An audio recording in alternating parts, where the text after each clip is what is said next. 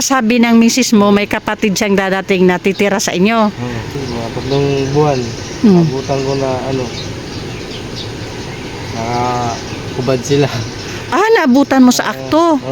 Good morning po sa ating lahat. Subscribe po natin Ednat Mundor. Kalinga partners na kami sa Samar, Northern Samar. Ayan, salamat po mga kalinga. Thank you po, Kuya Val. Salamat. Hindi siya basta babae lang, siya'y haligi kahit nag-iisa. Sa mundong magulo, siya ang paalala na may liwanag ba. Edna Condon, huwarang tunay. Sa bawat laban, tasno ang taglay. Tumutulong sa kapwa sa lukhat nangangailangan. Deputy ng grade, sa tapang walang kapantay. Sa bawat video may pusong alay.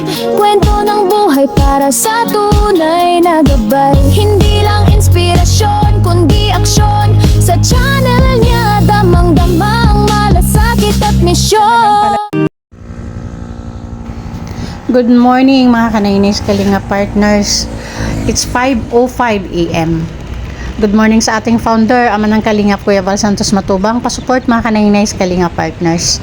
And syempre, Ate Edna Vlogs and Kalinga Parag. Maagang paglingap mga kanainis. Kasi yung pupuntahan natin ngayon, si tatay, is kailangan habulin ko yung oras niya. Kasi maaga yung kanyang hanap buhay. Tapos maaga siyang aalis. Tapos babalik siya gabi na, minsan wala na sa oras or hapon. So mahirap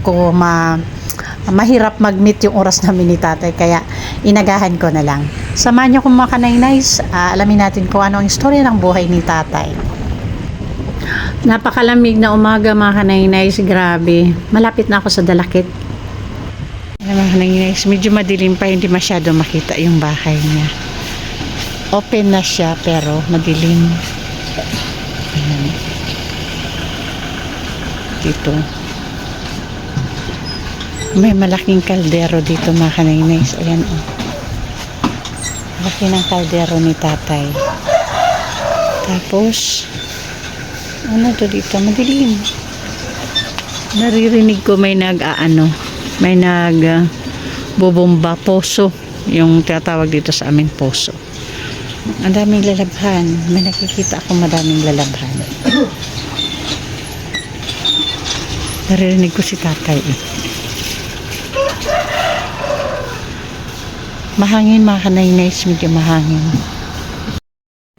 Okay mga kanaynays, Kalinga partners, mag-isa lang tayo ngayon sa misyon. At medyo malamig at maagang misyon sa umaga ng Miyerkules. Andito na ako, nakarating na ako sa Dalakit mga kanaynays. At ito na yung bahay. Nasa harap na ako ng bahay. Bahay ni tatay na nirecommend sa atin.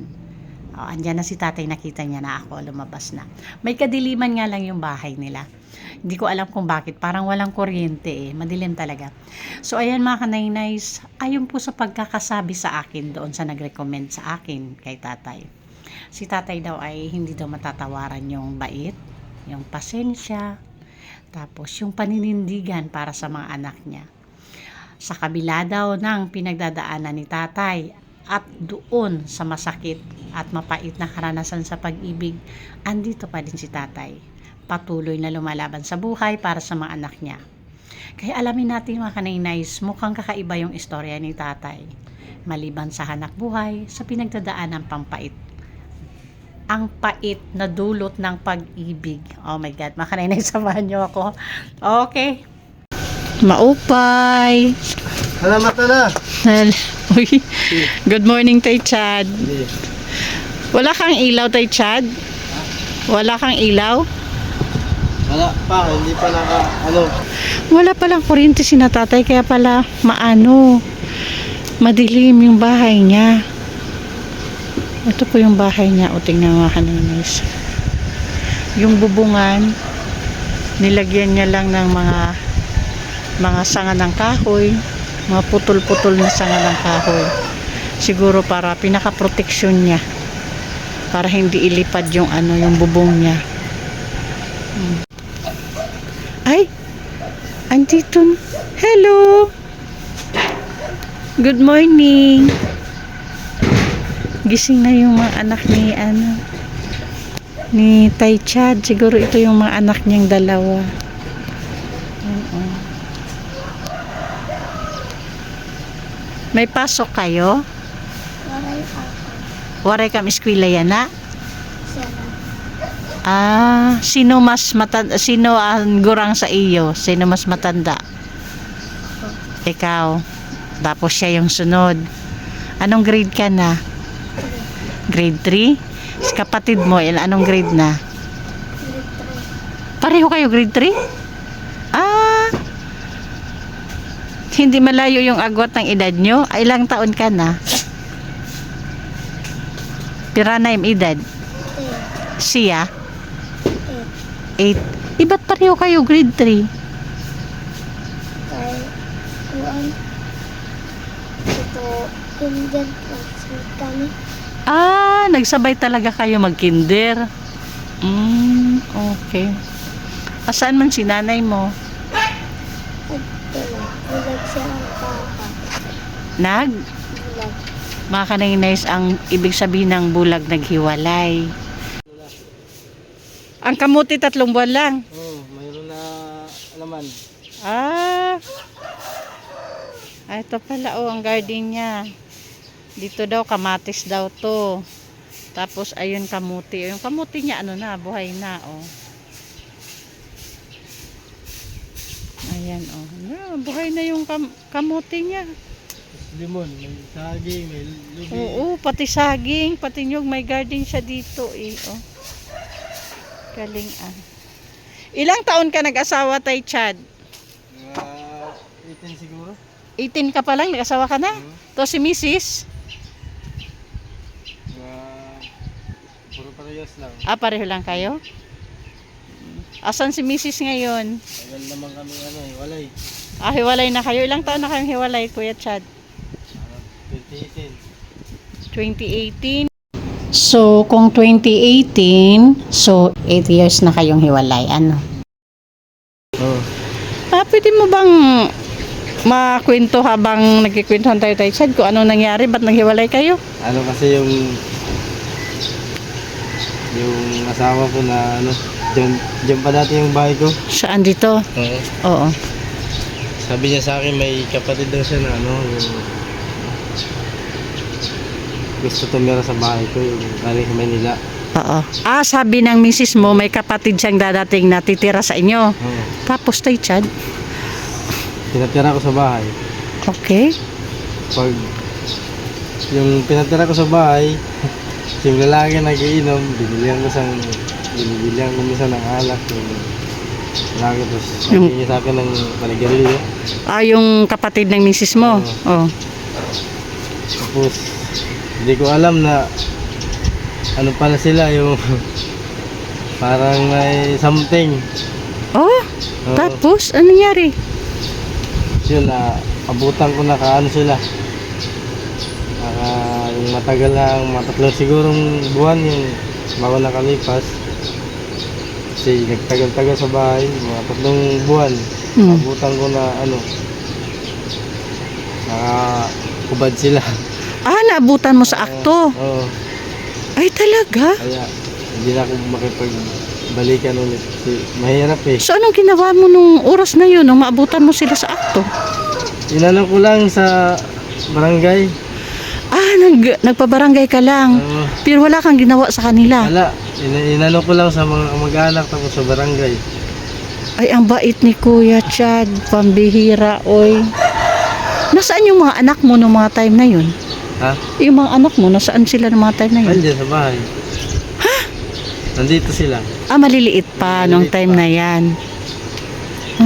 Kaya yung naghiwalay kami, yung isa, it pa lang yan. Ito siya. It pa lang yan siya. Siya Ito. mga 1 years old, sobra. Nung maano kayo, nung maabutan mo sila sa akto, ganun. yung Ay, maliliit pa yung mga bata. Gusto nga sa akin makipagbalikan, kaso sabi ko, wag na kasi mahirap na magtiwala yung ganyan na yung nakita mo, di ba? Sabi ko, wag na. maghanap ka na lang ng iba na ano. Yung lalaki na nabutan ko dito akto, parang sinaksak daw sa alin. Ay, namatay.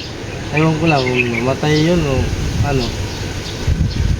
Kaya yung ano, kinuha ko lang yung dalawang bata ko. Oh, dati nandoon sa kanya itong mga bata.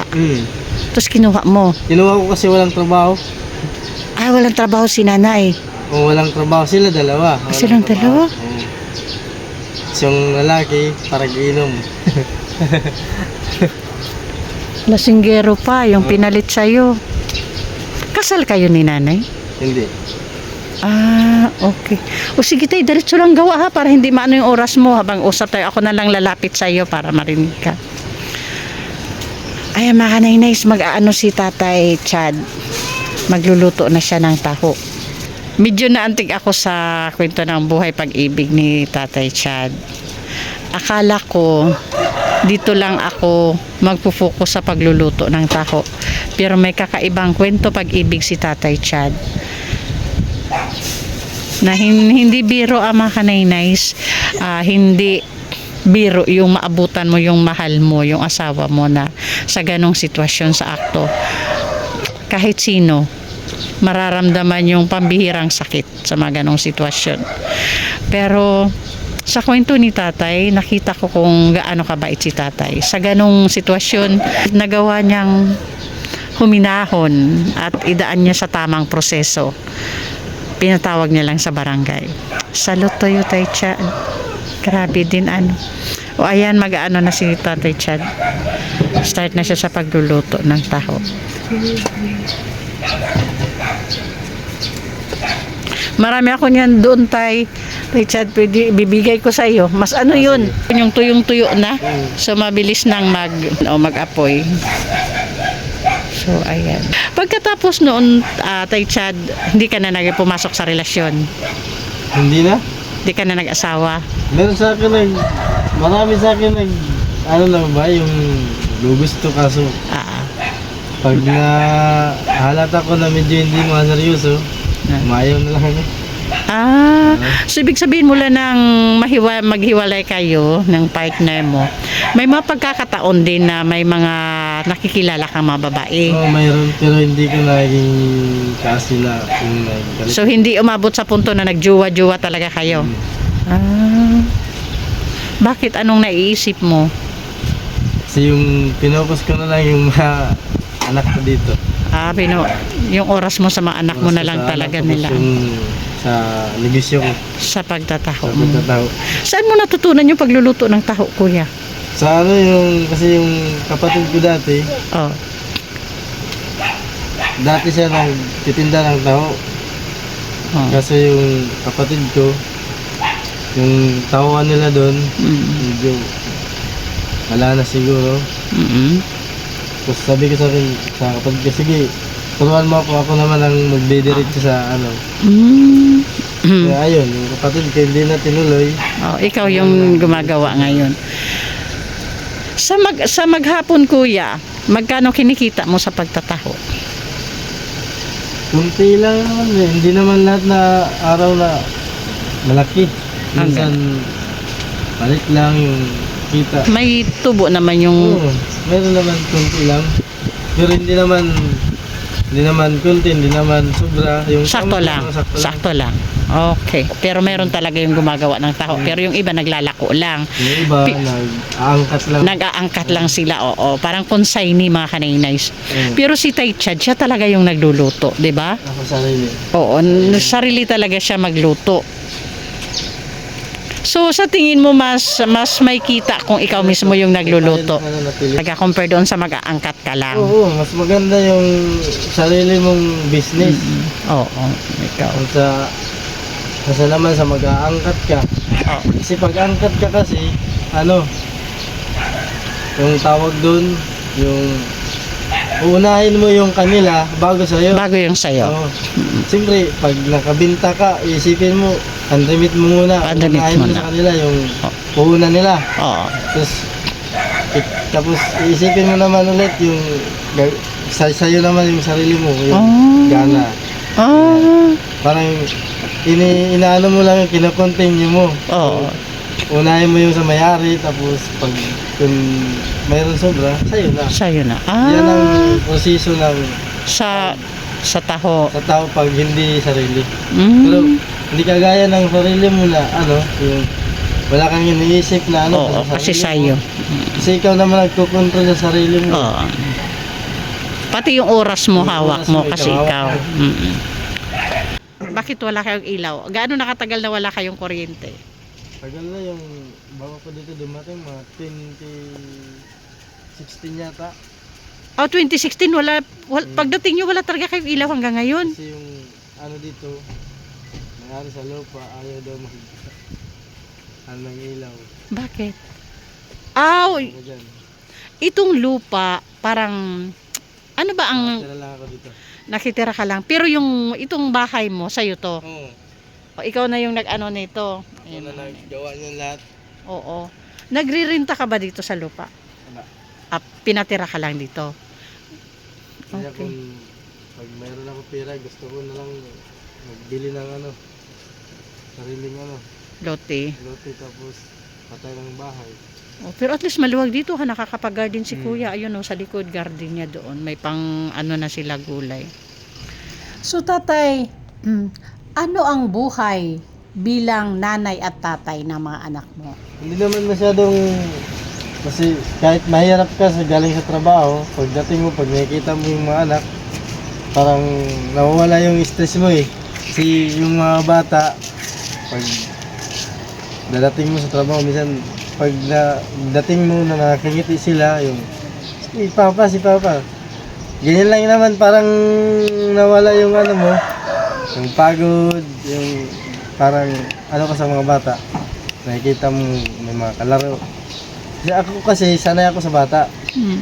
Naisip ko rin dati na 8 months pa lang ako, hindi ko nakita yung tatay ko. Nanay mo lang. Nanay lang. Kaya naglaki ako sa mahirap. Hindi nag-attempt si nanay na kunin yung mga bata. Nanay na, Yung partner mo. yung partner, nanay nila. Oo. Gusto nga kunin kasi sabi ko sa kanya, hindi naman basta-basta na kukunin mo lang kasi ako na nagpalaki sa kanila. Tapos yung mga bata, hindi na nakikilala sa kanya kasi maliit pa, iniwan niya eh. Dumating siya dati dito na yung gusto niya magpakilala. Hindi sa kanya lumapit kasi ikaw ba naman 8 years old pa lang o 8 months pa lang iwanan mo. Siyempre, kahit ako hindi ko lumaki ako sa ganyan. Kahit sino tayo hindi basta maniniwala na ikaw ang tunay kong ama, di ba? Kasi siyempre naglaki ako, hindi kita nakikita, ganyan. So, ibig mo sabihin, hindi talaga hinahanap ng mga batang ito yung nanay nila? Hindi nga nila kinikilala siya doon. Kasi Grabe. maliit pa sila na parang nasanay na ako na lang yung nila. So, tatay, na-curious lang ako. Wala ka talagang idea nung pinatira nyo dito yung lalaki na yun, nakarelasyon pala ng asawa mo? Wala. Doon mo lang nalaman nakarelasyon ng asawa mo nung mahuli mo na sa akto, Nahuli ko sa akto. abutan mo. Nagtitinda ka na ng taho nung mga time na yun? Oo. Kasi yung lalaki kasi walang trabaho, kaya sabi ko, yung mga kapitbahay ko alam nila yun. Sabi sa akin, nagtataka sila kasi sabi sa akin na, Chad, sabi sa akin ng mga kapitbahay ko, magkapatid ba talaga yun? Sabi ko, oo, magkapatid yan kasi sabi ng magulang sa asawa ko, kapatid daw sila sa nanay, kaya pinatira ko dito. Pero nagtataka lang yung kapitbahay ko kasi pag alis ko daw, yung bahay ko, sinasara yung pinto, yung mga bata nilalabas. Laro lang sa labas. Kaya sabi sa mga kapitbahay ko, grabe naman yung magkapatid, dalawa lang sa loob, magkapatid pa ba yun? Pero naramdaman ko na yun, hindi ko lang sinasabi yung misis ko, parang sa akin lang sarili, pero gumagana yung utak ko. Parang May duda ka na May din. duda na ako, hindi ko lang inano para maaktuhan ko talaga yung Mga ilang buwan ang lumipas bago mo naramdaman na may something sa asawa mo, as a partner mo, at sa doon sa pinakilala niyang kapatid niya? mga tatlong buwan na. 3 buwan na? Medyo matagal na din. Tagal na. So pati pala mga kapitbahay, Alam nila yun. napapansin nila na may Oo. something. May something. Oo nga naman, magkapatid daw magsasarado. O, 'di ba? Kahit siguro ikaw mararamdaman mo na may something, 'di ba? Kasi kung magkadugo kayo at wala naman something, kahit pa magkadugo, kung ganyan yung ginagawa, maglalak ng kwarto, maglalak na, 'di ba? Siyempre iba na yung Oo, iba na. may something na doon. So nung habang nagdududa ka sa mga doon na sa mga sinasabi ng kapitbahay, tapos yung napapansin mo na mismo, ano yung mga planong pumasok sa utak mo? Meron plano pumapasok sa utak ko, pero yung asawa ko, hindi ko lang siya sinasabihan. Para kasi minsan yung asawa ko pag kunting salita lang, umano na kagad yung parang lumalaki na sa kanya sarili yung Nagtataas ka agad ng tumataas emosyon. talaga yung ano niya, yung pride ba? Oo. Tumataas. Ibig mong Kaya- sabihin siya pa yung may ganang Oo, siya pang may ganang magagalit. Kaya- nagagalit agad. Kaya yung ginagawa ko, kahit meron ako naalaman sa labas ng mga dismiss dyan o Oo. istorya, sa akin na lang yun, pero sa akin, gumagana talaga yung isip ko. Hindi ko lang, sabi ko sa isip ko, pag makita lang kita na ganyan talaga, Maaktuhan mo. maktuhan ko lang, dyan na ako mag-ano. Oo. Diyan ka na magdidesisyon. Dyan, kung ano. dyan na ako mag-decision, sabi ko. Kaya yung naktuhan ko talaga, sabi ko, sige kay ganyan naman yung inano mo sa akin, tapos ganyan lang naman pala yung ginagawa ninyo, maghiwalay na lang tayo. Ikaw talaga yung nagdesisyon na Ako lang maghiwalay yung kayo. decision. Kaya, bago siya umalis, umiyak siya, sabi, ganito daw. Humingi naman siya ng tawad sa iyo. Humingi sa akin ng tawad, pero parang, wala na ako gana. Na ano talaga, parang Wala. nawala na talaga yung Nawala na yung ano ko sa kanya. ura-urada talaga nawala Oo, yung siyempre, ano yan, kahit sino, ano. ibig mong sabihin Talaga kuya, naramdaman mo talaga sarili mo na automatic nawala yung love mo Oo. sa kanya? yun. Ay Nawala grabe na ano? yung pakiramdam ko na pagmamahal sa kanya kasi Ay grabe. iba na yung nakita ko eh. Sabi ko, hindi Yun na yung bali. epekto ng grabing sakit. Ano? Oo. Mahirap, kahit ako sa sarili ko, kahit mahirap lang ako sa trabaho, basta wala lang problema ko na nakikita. Oo. Parang Magaan na maganda lang yung din. kalooban ko. Kasi may magandang puso si tatay, nakikita ko, kaya ganon siguro. So ibig sabihin ngayon, anong balita mo kay nanay hanggang ngayon, nagsasama sila ng lalaki na yon? Hanggang ngayon? Hindi na siguro. Wala din. Balita ko hindi na. Pero wala pa din siyang asawang iba. Hindi ka guys, hindi ka ano sa akin, siguro mga pangatlo na siguro yung naging asawa. Mula na maghiwalay kayo? Ay matindi. Ako hindi pa kasi nag-iisip ko yung Mga anak mo bata. talaga yung pinukusan. Pinupupusan ko yung pagpaaral sa kanila. Kumusta yung pag-aaral ng mga bata? Yung okay pa rin, yung parang normal. So ibig sabihin kahit busy ka sa hanap buhay mong pagtataho, at least sigurado kayo mga anak mo hindi mo napapabayaan. Hindi ko na bayaan. Ayun, si tatay pagkatapos mo maglako ng taho saka ka naglalaba. Minsan gabi na. Gabi ka naglalaba na. Ay galing mo. Ayan yung naghihintay kay Tatay Chad. Nalabahin pagkatapos ng hanap buhay. Ito naman yung bahay niya. Ayan mga kananis. Pakita ko lang Tay Chad ha. Ito yung bahay niya. Mga tagpi-tagpi na yero. Ayan mga tagpi-tagpi na yero. Ayan Tapos tinatungan niya ng mga kahoy-kahoy para siguro hindi lumipad. Ayan Ayan mga kanainis, nabisita natin ng napakaaga si tatay. Kasi pagka ngayon lang siya yata late na maglalako ng taho, ano tay? So tay, ngayon matanong lang kita kung halimbawa may gustong tumulong sa sitwasyon mo, ano yung sa tingin mo yung kailangan mong tulong sa ngayon? Ganito yung bahay. Maayos yung bahay mo. Maayos. Yung ano sa pagtaho, ginagamit Yung puhod. gilingan. Yun talaga yung ano. Gilingan. So, ibig mo sabihin, nagpapagiling ka lang pag nagluluto ka ng taho. Meron ako dyan. Kaso yung ano lang. Manual. Magkano naman kaya yung presyo ng gamit na yung gilingan sa pagtataho? Gamit sa paggawa ng taho. Wala ka sa Manila, meron yata yan 30,000. 13? 15, no. Mahal din pala. Ano? Malaki yun? Wala dito. Meron dito mahal. Mas mahal dito. Mas maano sa Manila. Pero yung presyo na yan na 13,000 to 15,000 sa Manila na yon. Ganun pala yun. So, ibig mo sabihin, pag mayroong ka no, nagilingan na yun, mas makakagawa ka ng madami. Kasi pag ganyan ginagamit mo, limitado yung gawa mo, ano. So, yun talaga yung kailangan mo para mas lumawak yung paggawa mo ng taho. Sa bagay, kasi pag mayroon ka niyan at makagawa ka ng medyo madami, pwedeng may maglako na iba. Diba? Yung parang ganon. Parang ano ka na lang, parang ikaw na lang maggawa yung iba. Maglalako na, oo. Kasi kaya nang gumawa ng madami. Hindi mahirap magano. Hindi na mahirapan ka kasi makina na yung Oo, so yun pala talaga yung ano ni tatay na gilingan para sa kanyang hanap buhay na pagtataho. Oo nga naman, medyo lalawak yung ano.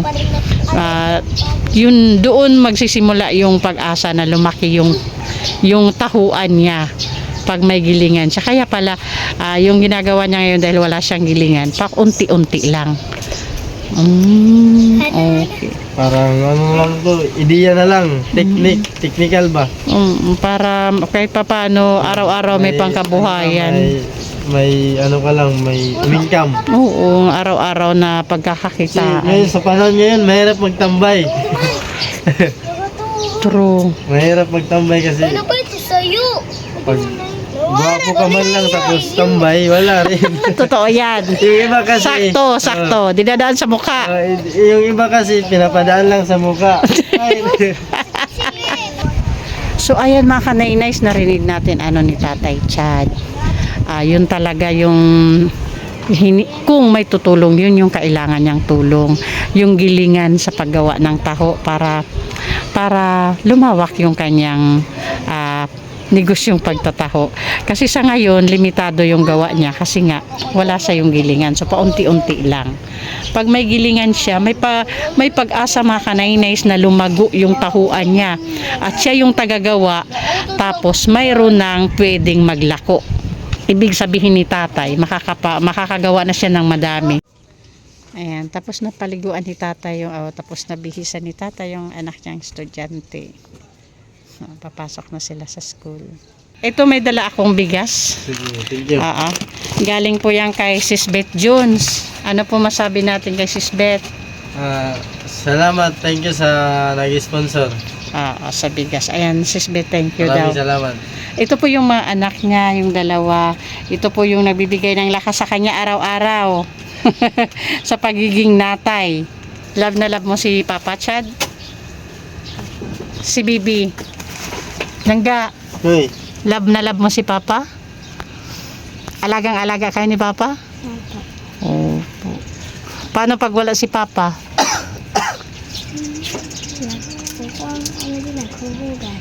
Tumutulong kayo kay Papa nyo. Oy, ang galing naman. At syempre, may pang-ulam ka dito. Galing kay Manay Terry Anderson. thank you. Pag bumalik ako dito sa'yo, Sige. ibig sabihin may sponsor na tayo para doon sa kahilingan mo, sa gamit mo sa pagtataho. Ha, tatay? Okay, sige. Ayun. Thank you. Oo, bye-bye na. Kidos. Thank you sa nag-sponsor. Okay, ayun. Atienza. Thank you. Wala, imbis na mabenta mo pa. Sige na, ganun. Ayan po si Tay Chad. Anong maiwan mong advice sa mga natay na katulad mo, Tay Chad? Kahit mahirap, sumaya tayo. Ayun, oo. Sige, Tatay Chad, bye-bye. Thank you. Okay. Sige. Ayan mga nice. Pasupport po sa ating founder, Kuya Bal Santos Matubang, Ate Edna Vlogs and Kalinga Prab. Thank you sa ating mga sponsors na palaging andyan para palakasin yung ating paglingap. Manay Terry Anderson, Sis Beth Jones, Ma'am Hawaii, Sangkay Imarani, Ma'am Pinky Papi, Sis Marites Atienza, Ma'am LG Marin, Sis Marcelina Fedorovics, Sir Abil Pinoy, Ma'am Beverly Pinso, and Sis Claire Rozan Malinica. Pasupport din po mga kanay-nice ang inyong lingkod, Edna Condor po, Joey the Great, Yansky TV, and Limix TV. At syempre sa ating mga volunteers, Annabel Mix Vlog, Minda Militar Vlog, Brinda Vlog, Rina TV Official, Jennifer Hiray, Rina Vlog, Salvi Mix Vlog, Mary Ann Vlog, and Thai Blast TV. Thank you so much po.